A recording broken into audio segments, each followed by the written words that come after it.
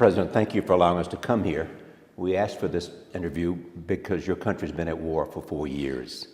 It is a humanitarian crisis, perhaps the worst on the planet right now. 200,000 Syrians have died, 4 million refugees, 10 million have left their homes, life expectancy is down, 50% of your country is occupied by hostile forces. It's become a battleground for outside forces. What's next? Because we have seen since I last visited you the rise of ISIS. We have seen Hezbollah in here. We have seen the United States become increasingly concerned about ISIS, so much so that the President and especially the Secretary of State have said there is a need for a negotiated settlement. Actually, the beginning of your question is exaggerating the numbers a little bit, but that's not the issue. I'll always invite the media in the West and the officials to deal with those numbers, not as spreadsheet and numbers and counter. Actually, it's bereaved families who lost their dear ones. It's a tragedy that's been going through every Syrian family, lost someone, lost their livelihood, and so on. Whether it's few thousand or hundreds of thousands, it's a tragedy. What's next? Actually, every conflict should end up with dialogue, with political solution between the different parties, and that's what we have been doing in Syria during the last 2 years, dealing directly with the militants, and we succeeded in making some reconciliations. Regarding the rise of ISIS, in the context of events in Syria during the last 4 years, ISIS didn't rise suddenly. It's impossible for such bigger than what we call organization and smaller than state to appear suddenly with all these resources, financial resources, human resources, without support from the outside and without being prepared to gradually or incrementally for a long time before the sudden rise during last summer. So the rise of ISIS is not a precise word because it didn't happen suddenly. It was a result of event that happened at the beginning of the conflict that we mentioned in our statements many times, but no one in the West has listened to. If I want to mention the statement of Kerry regarding the dialogue, I would say what we have in Syria so far is only a statement. Nothing concrete yet, no facts, no new reality regarding the political approach of the United States toward our situation, our problem, our conflicts in Syria. But as principle, in Syria we could say that every dialogue is a positive thing. And we're going to be open to any dialogue with anyone, including the United States, regarding anything based on mutual respect, and without breaching the sovereignty of Syria. And as principle, I would say that this approach, new approach of the United States toward not only Syria, toward anyone, to make dialogue regarding any issue is a positive thing, but we have to wait for the reality. What kind of communication is there between your government and the American government? There's no direct communication. None at all? No direct. No conversations about what kind of settlement might take place? No conversations about how to fight ISIS? Nothing yet. That's why the United States... Nothing yet? Nothing yet. Till this moment, no.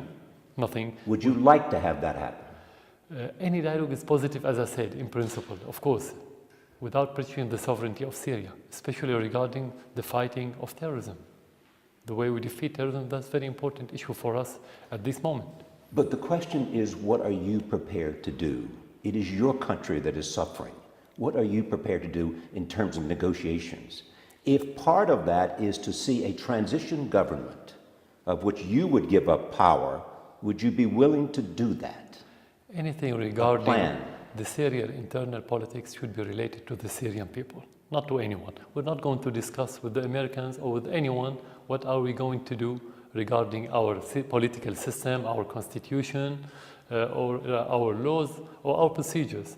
We can cooperate with them regarding fighting the terrorism and making pressure on different countries like Turkey and Saudi Arabia and Qatar and some of their allies in Europe that supports the terrorists politically and financially and by military means. This cannot end militarily. Do you agree with that? Yeah, definitely. Every conflict, even if it's a war, should end with a political solution. But then draw me a roadmap that you have for a political solution. Yeah. What does it look like? You have different levels. You have the internal levels, you have the regional, you have the international, and you have different means at the same time. The most important part is the local. The local part should have two things: a dialogue between the Syrians about everything, the political systems and any other details that could be beyond this, about the future of the country, of course. Second, make direct dialogue with the militants, as we did during the last 2 years, in order to give them amnesty and they give up their armaments and go back to their normal life. When you say militants, who do you mean?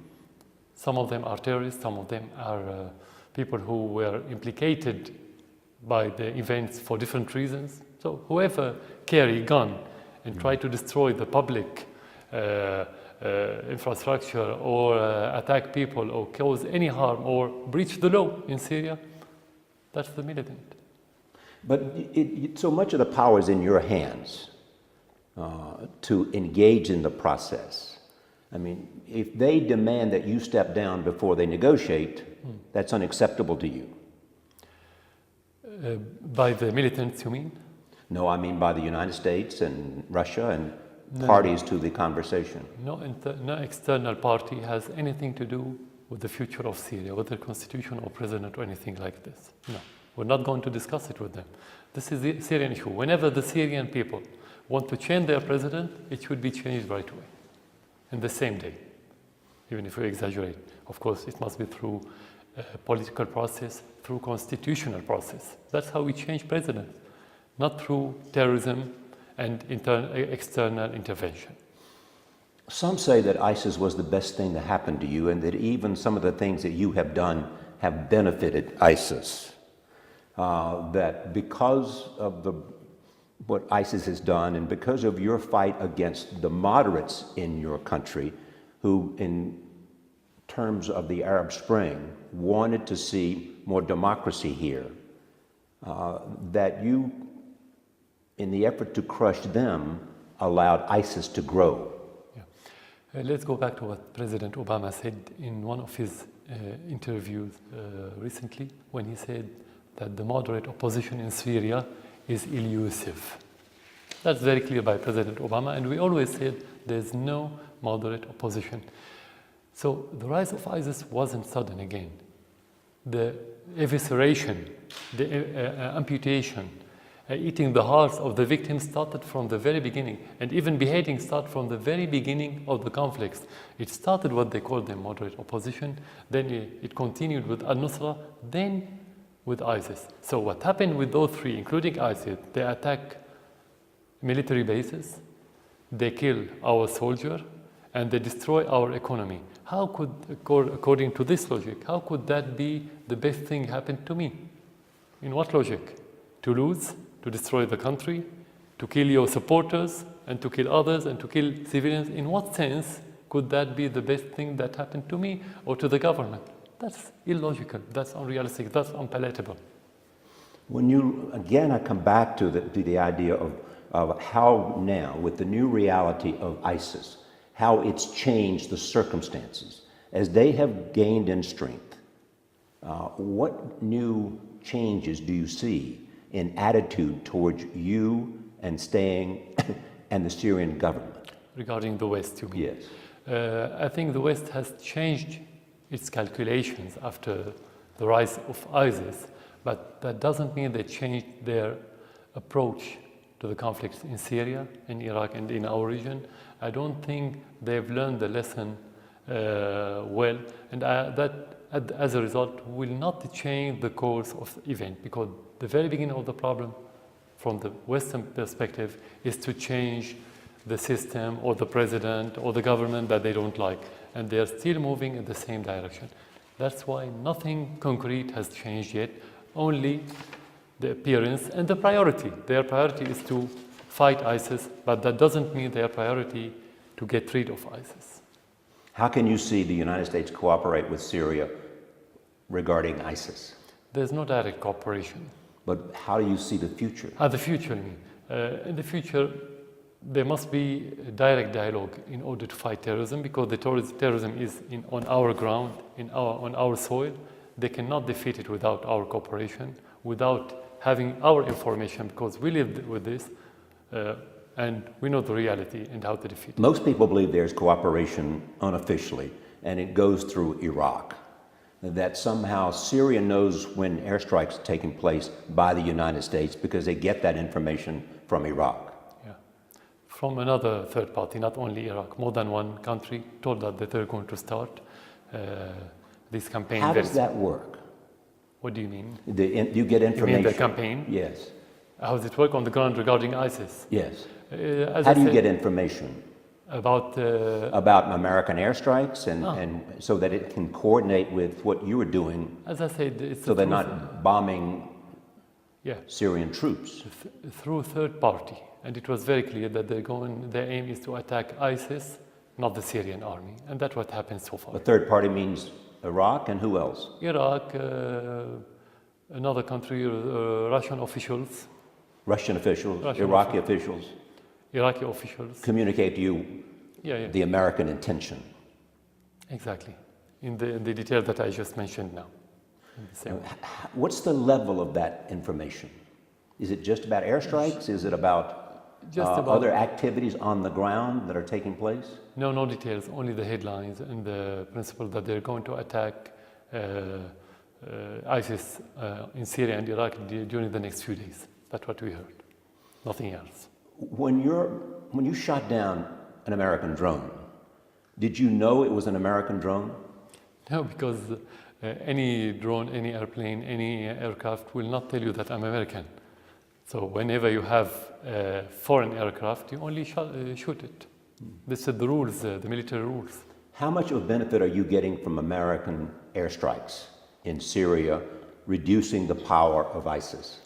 Sometimes you could have local benefit, but in general, if you want to talk in terms of ISIS, actually ISIS has expanded since the beginning of the strikes. Not like some American wants to sugarcoat the situation as to say that it's getting better. ISIS has been defeated and so on. Actually, no. You have more recruits. Some estimates that they have 1,000 recruits every month in Syria and Iraq. They are expanding in Libya, and many other Al-Qaeda affiliates organizations have announced their allegiance to ISIS. So that's the situation. How much territory do they control in Syria? Sorry? ISIS controls how much territory? 50%? Yeah, it's not regular war. You cannot. You don't have criteria. It's not an army that made incursions. They they try to infiltrate any area when there's no army and when you have inhabitants. The question how much incubator they have. That's the question. How much hearts and minds they won so far. How much of that? How do you measure that? You cannot measure it, but you can tell that the majority of the people who suffered from ISIS, they are supporting the government. And of course, the rest of the Syrian people are afraid from ISIS. And I don't think they win. I think they lost a lot of hearts and minds. They've lost a lot. They've lost. Except the very ideological people who have Wahhabi state of mind and ideology. Explain to me why people are fleeing to go to refugee camps in Jordan and Turkey. What are they fleeing from? Actually, those the Syrian army? No, those camps started being built before having any real conflicts in Syria. So it was premeditated. But it's over 3 million people. To be used as a humanitarian headline, entitled, and to be used against Syria, to be a pretext for a military intervention. That's how it started. Then later they started giving incentive to people to flee there. Now the majority of those, they fled because of the terrorism. And I'll give you an example. During the elections, the presidential elections, most of the refugees in Lebanon, for example, and even in Jordan, they voted for the president, not against the president. That's a concrete indication. You cannot ignore it. So they don't fled from the Syrian army. If they fled from the Syrian army, or because of the Syrian army, they would be in the other... I have interviewed some of them in the Jordanian refugee camps, and they were fearful of the Syrian army. And they were fearful of repercussions in Syria if people knew they were being interviewed. So they were reluctant to give their name and where they were from. But they had fled in fear of the Syrian army. That could happen. Of course, you have different kind of people. You have different perceptions. You have that perception. Now, we don't say that everybody fled just because of the terrorists. Some people, they fled just because of the situation. Not from the Syrian army, nor from the terrorists. They want to go to a safer place. So they have different reasons for the refugees. There's another number that is alarming to me. It is that 90% of the civilian casualties, 90% come from the Syrian army. How did you get that result? That was a report that was issued in the last 6 months. Okay, as I said earlier, the war is not traditional war. It's not about capturing land and gaining land. It's about winning the hearts and minds of the Syrian. We cannot win the heart of minds of the Syrians while we are killing Syrians. We cannot sustain 4 years in that position as a government and me as president, while the rest of the world, most of the world, the great powers and the regional power are against me and my people against me. That's impossible. I mean, this logic has no leg to stand on. So this is not realistic, and this is against our interest as government is to kill the people. What do we get? What's the benefit of killing the people? Well, I mean, the argument is that there are weapons of war that have been used that most people look down on with great.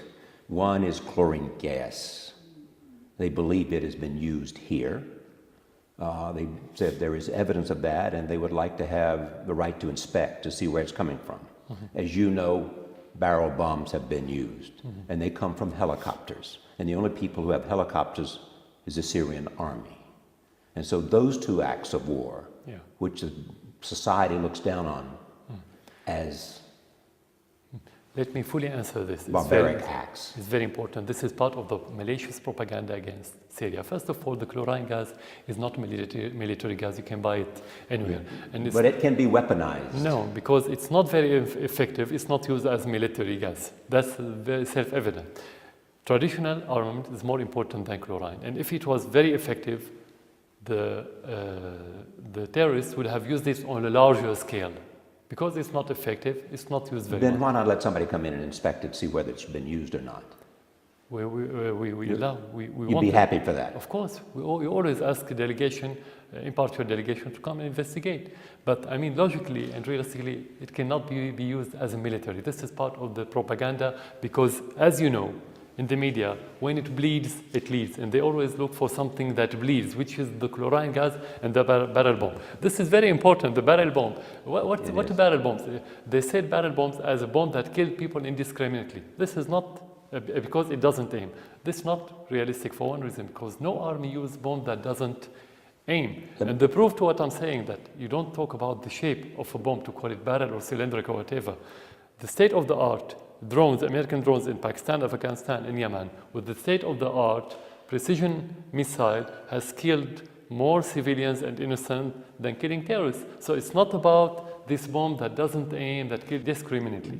It's about the way you use it. But you're acknowledging then that you do use it. You do use barrel bombs. You're just saying there's no such a thing called barrel bombs. We have bombs. And any bombs is about killing. It's not about tingling people. It's most people understand what a barrel bomb is. I mean, they understand how it's put together, what's put inside of the barrel, and they understand how it's dropped from helicopters. No, we have a very good military industry for years, for decades in Syria. We don't have to make bombs, very primitive one, very malicious one. This bomb, this term was used only to demonize the Syrian army. That's it. This is part of the propaganda. If barrel bombs were used by the Syrian army, would you order the Syrian army to stop using barrel bombs? Again, what the barrel bomb is? I mean, do you describe the missile that you have by being cylindrical? It's a bomb that inflicts terrible civilian casualties. Any bomb is made, and missile and even bullet is made to make casualty, but not civilian. There's no military means was made in order not to kill. But how you use it, it's again about the way you use it. It's not about the bomb. If you want to talk about casualties, that's another issue. Every war is malignant. Every war is bad. You don't have benign war. And that's why wars are bad, because you always have casualties. But that's not related to certain kind of bombs or bullets or whatever. This is completely another issue. Are you denying that barrel bombs are being used and inflicting great casualties? Again, I always say, what is a barrel bomb? We use a bomb, we use missile, we use airplanes, we use bullets. You don't describe what we use by the shape, whether it's called barrel, spherical, cylindrical, and so on. You don't describe it this way. You use armaments.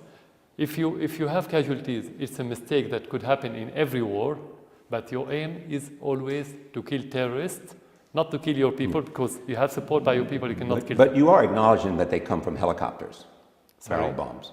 This is technical issue, military issue, how to throw. No, you can throw them. But only one? No. You can throw bombs by any airplanes. You can throw them by missiles. You don't have to use helicopters. You can use them the way you want. But if I hear you correctly, is that you acknowledge that their barrel bombs are being used, but they're like other bombs in your judgment, and they're not necessarily any different than other weapons. That's what you seem to be saying. We don't have a bomb that's called barrel bombs. This name came through the media, or from the media. Well, we can describe what it is. We don't have it.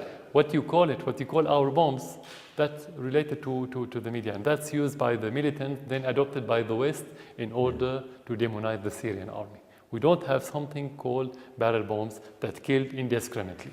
If you have a strong bomb or a weak bomb or good bomb or whatever, I mean, you can call it whatever you want. We have regular bombs, traditional armaments. That's what we have. You have often spoken about the danger of a wider war in the Middle East. Yeah. Let me talk about the parties involved and characterize how you see them. Let me begin with Saudi Arabia. Saudi Arabia is anarchic autocracy, medieval system that's based on the Wahhabi dark ideology. Actually, let's say it's a marriage between the Wahhabi and the political system for 200 years now. That's how we look at it. And what is their connection to ISIS? The same ideology, the same background. So ISIS and Saudi Arabia are one and the same? The same ideology, yes. Same ideology. It's Wahhabi ideology. Their ideology is based on the books of the Wahhabi in Saudi Arabia.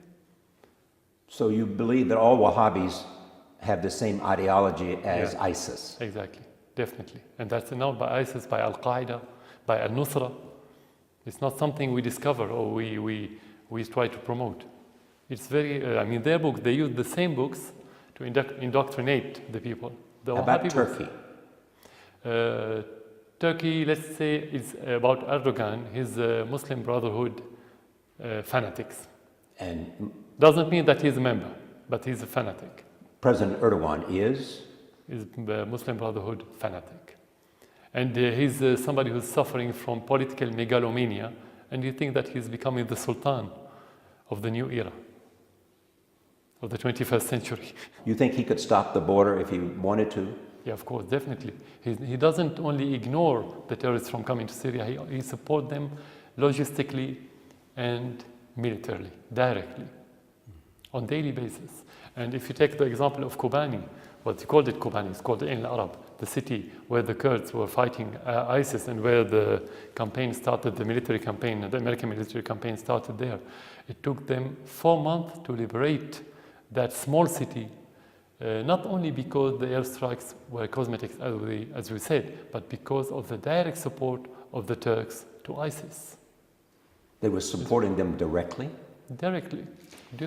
You were quoted as saying that the Syrian army could have eliminated ISIS in Kobani in 3 weeks. Actually, similar cities with the same terror and the same size were liberated in a few weeks, without even using the airstrikes.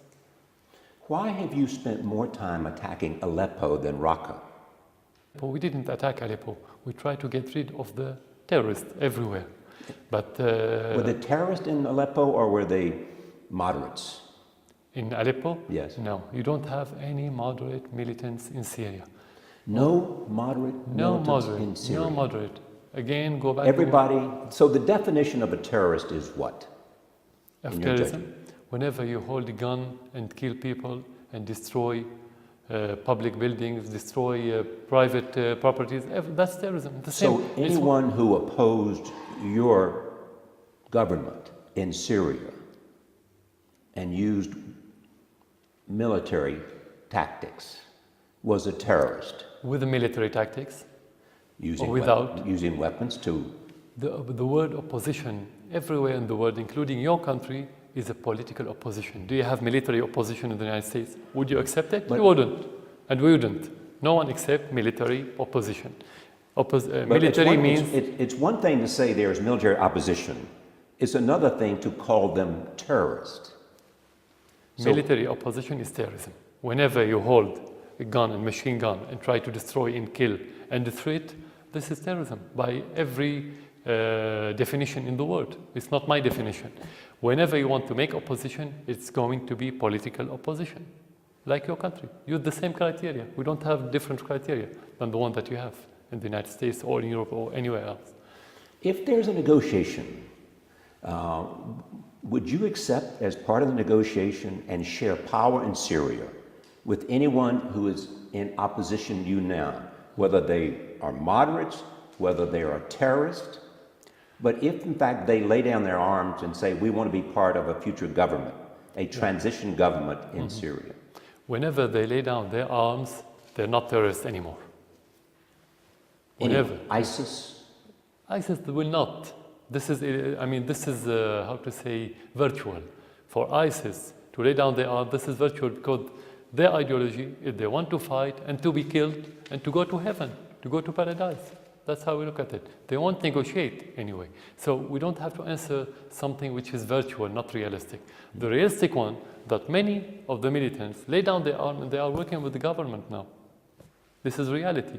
I'm not talking about what is going to happen in the future. That's happening, and that's part of the reconciliations. Some people are interested in politics. They can take that track, and some people are interested only in going back to their normal life and work any job, not being part of the politics. Of course, we are open. Whenever there's political opposition, we are fully open to deal with them. As you know, Secretary Kerry has called you a brutal dictator. Secretary Kerry. Other people have said worse. Does that bother you? Is that an accurate description of you? You wanted the rest of the world to know the reality. Of course, you won't be happy to hear something which is far cry from the reality. But at the end, this kind of description to an official wouldn't be really important unless the Syrian citizens said this word. And because the Syrian people still support you, it's impossible to be dictator, killing your people, and have the support of the people. With respect. There's contradiction. Yeah. Well, it's interesting to have that conversation because with respect, it is said that there was a time several years ago in which you were in a very difficult place. And some people thought the government might fall, even suggestions that you were planning to leave. And then the Iranians came in and Hezbollah came in and the tide began to turn. Is that a fair appraisal of the circumstances? Because if it's true, it means that the Syrian people were not supporting you. Yeah. Because before foreign forces came in, you were about to lose. First of all, the Iranian never came during the conflict. Well, never said. General Soleimani was here in Damascus. He's always here. For decades, this kind of cooperation, like you're saying. Now we have. He was here for the same reason he is in Iraq right now. Yeah, but there's difference. He was advising Hezbollah, and you have cooperation as America with different countries. You send experts. You have kind of cooperation. That's different from sending troops. Is that correct? Different. Sending troops is different from having cooperation on higher levels. It doesn't matter where they came from. If they are under your command, so to speak. I mean, if you're giving direction to Hezbollah. Yeah. But the central point I want to what you mentioned, your question implied that the Iranians are fighting in Syria. That's completely incorrect. Not correct, definitely. If they come here, we will announce we don't have problem. We have the right to bring our allies to fight with us. At the same time, we announced that Hezbollah is in Syria. We didn't deny this. So why to deny Iran, not to deny Hezbollah? We don't. Yeah, but my argument with you, and you are an artful debater, my argument is, and I'm asking questions, I have no position here. My question is, if the Syrian people supported you Why, when the so-called Arab Spring came, were you almost about to lose power until outside forces came in? It's self-evident that the Syrian people were not supporting you if you were facing that kind of... If you have real Arab Spring today, neither Iran nor Russia, not even Hezbollah can help you. The difference in situation that you mentioned earlier between the beginning of the crisis and today, that we are gaining more support by the Syrian people because they discovered the truth. At the very beginning, many people the vision weren't clear for many Syrians. Now it's very clear. And we have support even from many people in the opposition against the terrorism. So the main factor why the situation has changed, not Iran or Hezbollah, is the Syrian incubator, the Syrian population. That's what is different.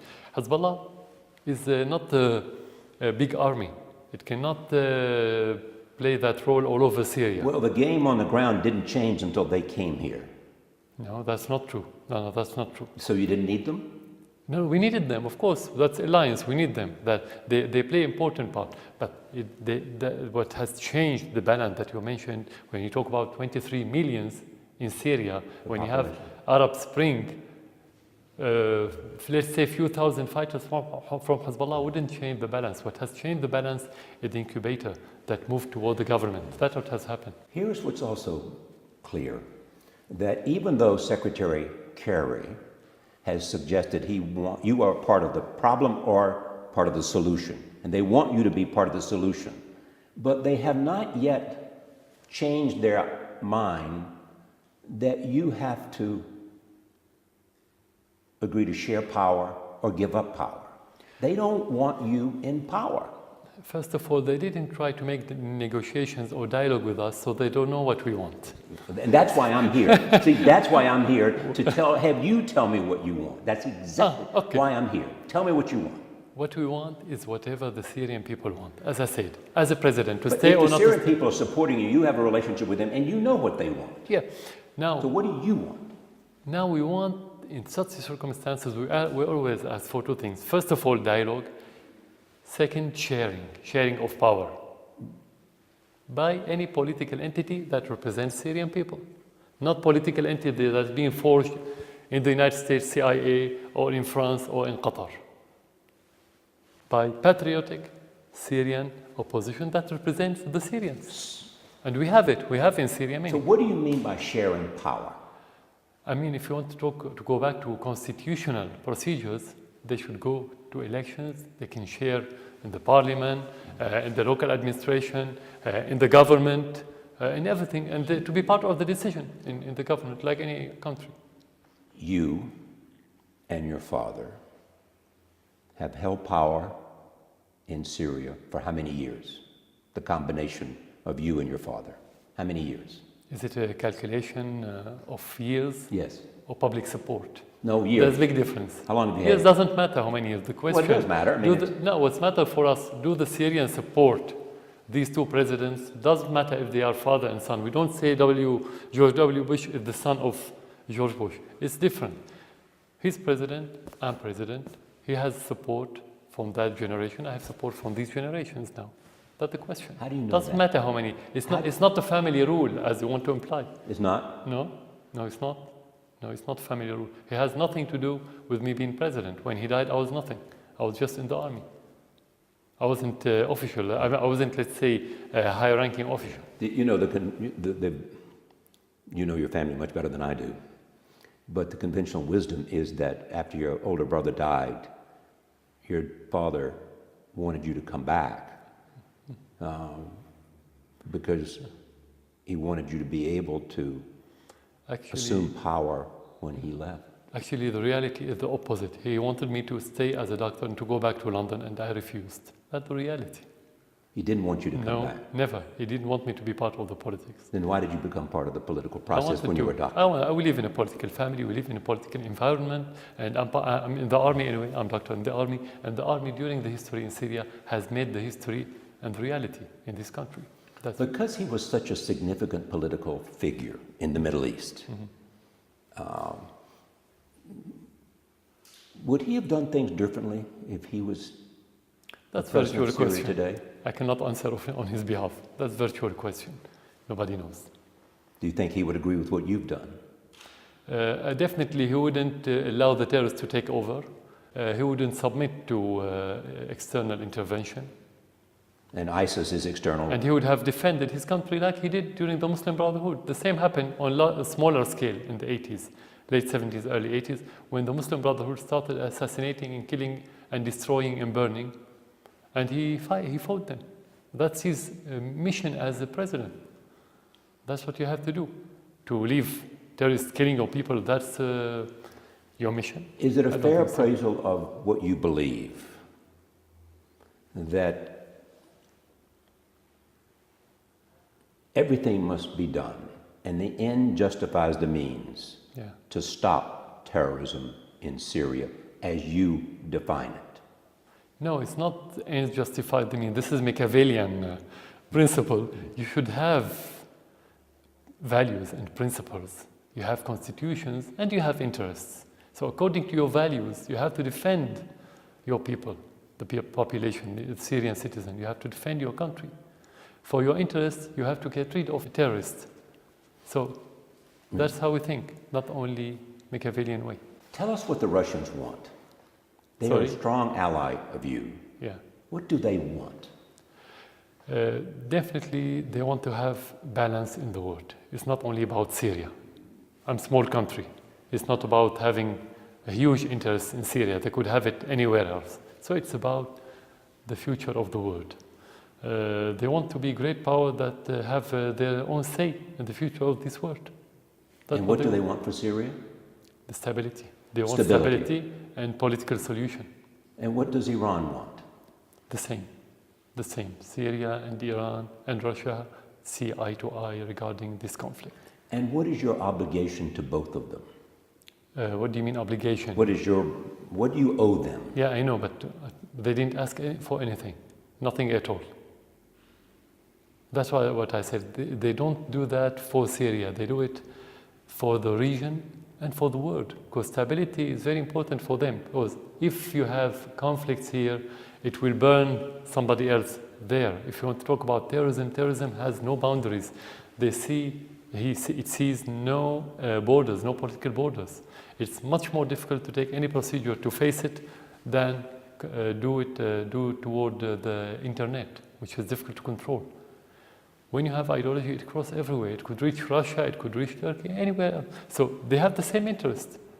Russia and Iran and many other countries who support Syria, not because they support the president, not because they support the government, because they want to help themselves and have stability in the region. Let me present an alternative argument, Yeah. Which the United States may very well believe, that they support you because they've had a long-standing relationship. They support you because they want access to Lebanon. They support you because it's part of the larger conflict between Sunni and Shia. You mean the Iranians or the Iranians? Russians? I'm talking about the Iranians. No, I think the Iranians... And because they've supported you militarily and with financial the way aid. the Iranian looks at the Shia-Sunni issue or conflicts is that this is the most detrimental thing that could happen to Iran, because it's the most detrimental to Iran. To Iran. Yeah. This conflict is the most detrimental thing. Anything related to Sunni Shiite conflict is detrimental to Iran.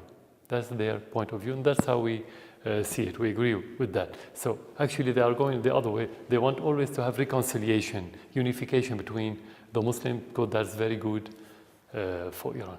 They don't want to be part, they don't look at the issue in Syria as part.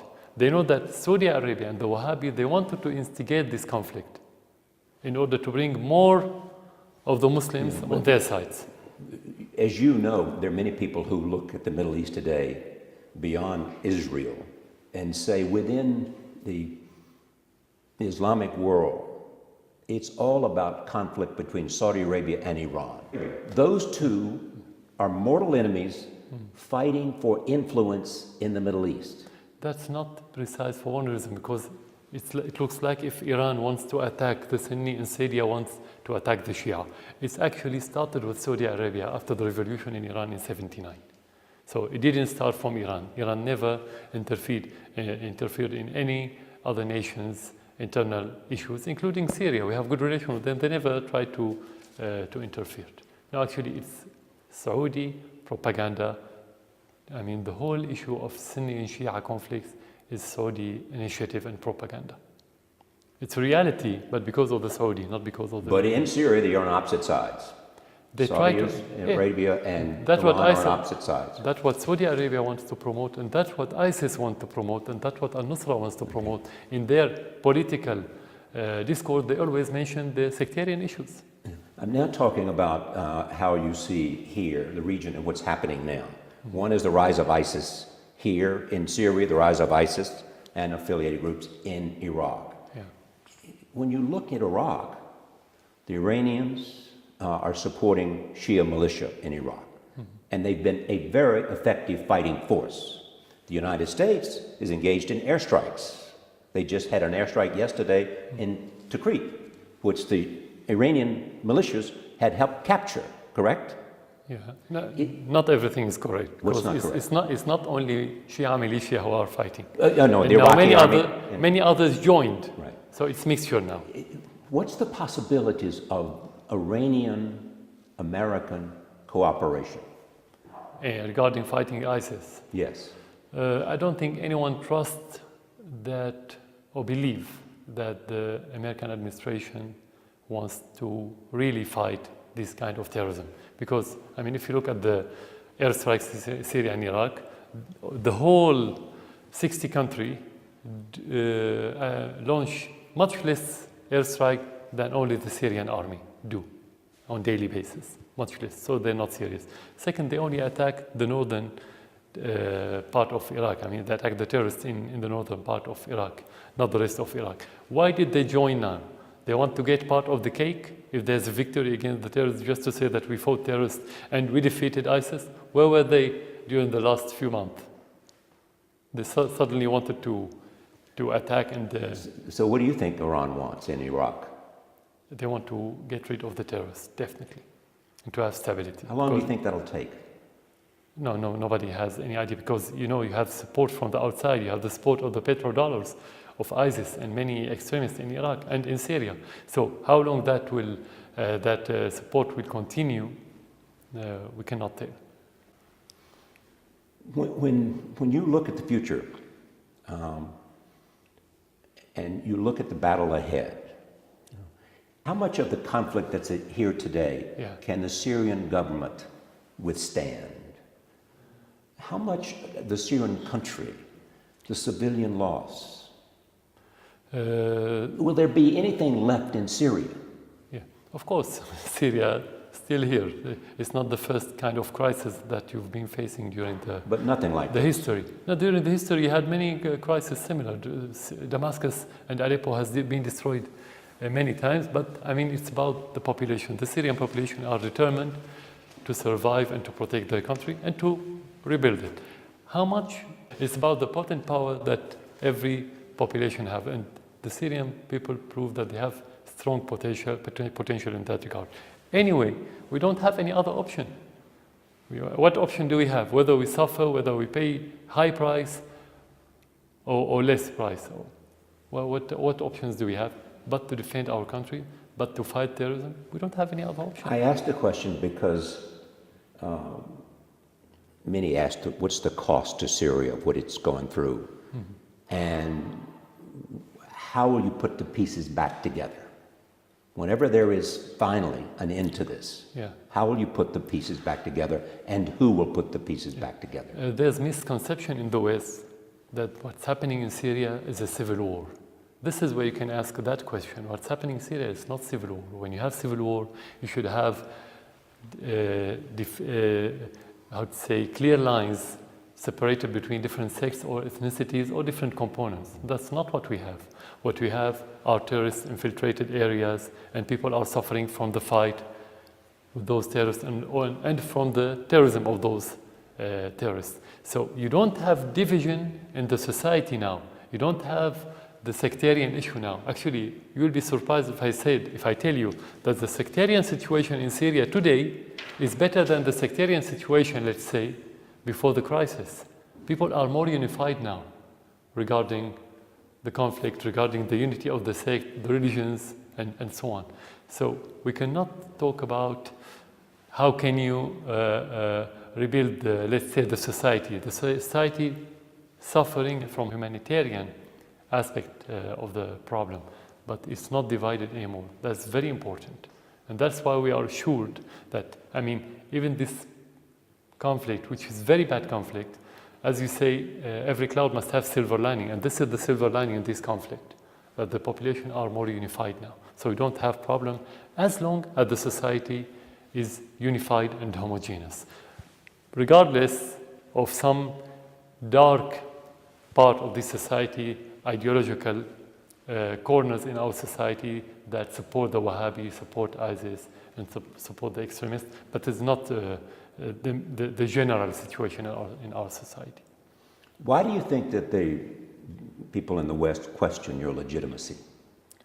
This intervention in Syria matters. I don't care about it, to be frank. I never care about it, as long as I have the public support of the Syrian people. That's my legitimacy. Legitimacy comes from the inside. But why? I will tell you why. Because the West used to have puppets, not independent leaders or officials in any other country. And that's the problem with Putin. They demonize Putin because he can say no and he wants to be independent, because the West, especially the United States, don't accept partners. They only accept followers. Even Europe is not a partner of the United States. That's to be very frank with you. So this is their problem with Syria. They need somebody to keep saying yes, yes man, a puppet, marionette, and so on. Somebody who can control by remote control. There are those who argue that you feel now that you are militarily stronger, that the advent of the Hezbollah and Iranian advisors and American airstrikes and coalition airstrikes, that you feel militarily stronger and therefore you're less willing to negotiate. Any war can deplete the strongest power. Even the United States, when you go to war, you will be depleted in every sense of the word. And we are a small country. We'll be depleted more than great country. So you cannot say that you are militarily power. This is again the reality. But you can say that you are politically power, because when you win the heart and mind of the people, the more support from the population, this is where you became more powerful. So what we achieved militarily, not because we are stronger militarily, because we have more support. And how much do you believe you may have some opportunity to win the hearts of the minds and hearts of the Syrian people because they fear ISIS more than anybody? We cannot ignore this reason, or this, let's and say, this ISIS factor. has changed the circumstances. Yeah. We cannot ignore that factor. We cannot ignore it. We don't say no. This is factor, but you have another factors. When you're transparent with the citizen, with the people, when you're patriotic, you work for their interest, they will support you even if they disagree with you politically. So we don't have support now from the traditional supporters. We don't have support because they don't oppose us. We have opposition who oppose our government in many aspects, economy, politics, political systems, and so on. But they know that we are working for this country, and when you have a war, it's time for unity, not time for division or recriminations, and so on. That's why I said we can have more support, and we've had it. We've already had it recently. What circumstances would cause you to give up power? When I don't have the public support, when I don't represent the Syrian interest and values. And how do you determine that? I have direct contact with the people. How could any... So you determine whether they support you? No, I don't determine. I sense, I feel, I'm in contact with them. I'm a human. How can a human make direct relation with the population? I mean, the war was very important lab for this support. I mean, they could have, if they don't support you, they could have and go and support the other side. They didn't. Why? I mean, that's very clear. That's very concrete. Some have argued to me that the majority of Syrians support neither the government nor ISIS. Some they don't support either. Either.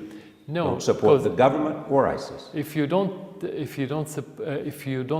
mean, this is like saying that ISIS is like the government. I don't think this is realistic. Even people who oppose the government, they oppose ISIS. That's how we say, look at it. That's the question, isn't it? Yeah. Even those who oppose the government oppose ISIS. Yeah. And the question is, how do you bring those two together? And what are you prepared to do, and what are they prepared to do? And how will you get those people who have a vested interest here, like the Russians and the Iranians and the Americans, to agree? Because very simply, they cannot put the government and ISIS on the same level. So it's not difficult for them to choose. They didn't choose. I mean, not to support the government doesn't mean to support ISIS. It means automatically they're going to be with the government against ISIS, but not with the government in other issues. It's opposition. I mean, you have point of view. But as I said, it's not time for division. Now you support the government. When you get rid of ISIS, then you oppose the government in your own way. You use political means. But which raises the question. But you cannot compare government with the terrorists. Which raises the question, can you destroy ISIS without coming together Exactly. with a united plan, with a common purpose? On the local level, sorry. Go ahead. On the local level, you are correct. You cannot destroy terrorists, not only ISIS. You have a Nusra Front, which is as dangerous as ISIS. You cannot destroy them unless you are unified as a society. But again, ISIS now is not the Syrian case. ISIS in Syria, in Iraq, and Libya. So it's not enough to be unified on the local level. It's on the regional level and the international level, something we don't have yet. That's why defeating terrorism is going to be very difficult because of that situation. Something we don't have yet. So that's the question. Yeah. You don't have it yet. And how do you get it? Because that's the future. You are talking about more than one party. You are talking about the international parties, first of all, the United States, regional party, first of all, Turkey, which is our neighbor and playing a very negative role, Saudi and Qatar, and the local party.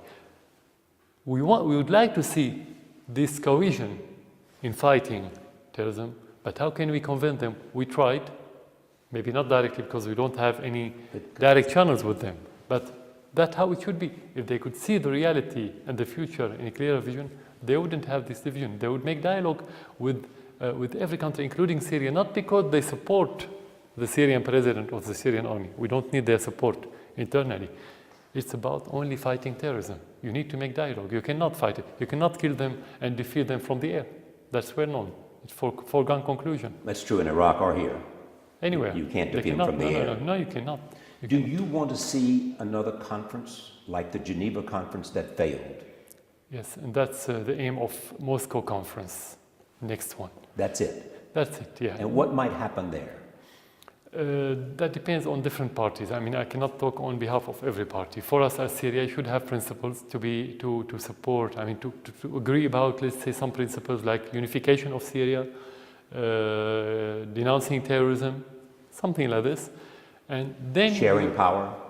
Sharing power, that's in the constitution anyway. I mean, sharing power is based on how much grassroots you have, how much of the Syrian you represent. You don't come and share power just because you want to share power. You should have public support. You have to be forced to. Sorry? You have to be forced to share power. Exactly. You have to represent them. So maybe if we reach conclusion and we reach agreement in Moscow, it could be as preparation to go to Geneva 3, for example. But it's still early to tell. I came here after Secretary Kerry had made his remarks. My impression once I got here is that when you heard those remarks, you were optimistic. The State Department backed back a little bit and said, we still think there needs to be a new government. But that you were optimistic after you heard that. You believe there is a way for your government and the American government to cooperate and coordinate. That's not the main point regarding that statement. I think the main point, we could have a feeling, and we hope that we are right, that the American administration started to abandon this policy of isolation, which is very harmful to them and to us, because if you isolate country, you isolate yourself as the United States from being influential and effective in the course of events, unless you are talking about the negative influence, like making embargo that could kill the people slowly, or launching war and supporting terrorists that could kill them in a faster way. So our impression, let's say, we are optimistic, more optimistic, I wouldn't exaggerate, that at least when they're thinking about dialogue, doesn't matter what kind of dialogue and what the content of the dialogue, and even doesn't matter of what their real intentions, but the word dialogue is something we haven't heard from the United States on the global level for a long time. But you just did from the Secretary of State. We need to negotiate. Exactly. That's the dialogue. That's what I said. I mean, that's why I said it's positive. That's what I said. We are more optimistic. I mean, when they abandon this policy of isolation, things should be better. I mean, when you start the dialogue, things will be better. Why don't you reach out to Secretary Kerry and say, let's talk. Are they ready to Let's talk. We are always open. We never close our doors. Yeah. They should be ready for the talk. They should be ready for the negotiations. We didn't make the embargo in the United States. We didn't attack the American population. We didn't support terrorists who did anything in the United States. Actually, the United States did. We always wanted to have good relations with the United States. We never thought in the other direction. It's a great power. Not a wise person think of having bad relations with the United States. But can you have good relationship with a country that thinks you shouldn't be in power? No, this is not going to be part of the dialogue, as I mentioned earlier. This is not their business. We have Syrian citizens who can decide this, no one else. Whether they want to talk about it or not, this is not something we're going to discuss with anyone. Mr. President, thank you. Thank you for you.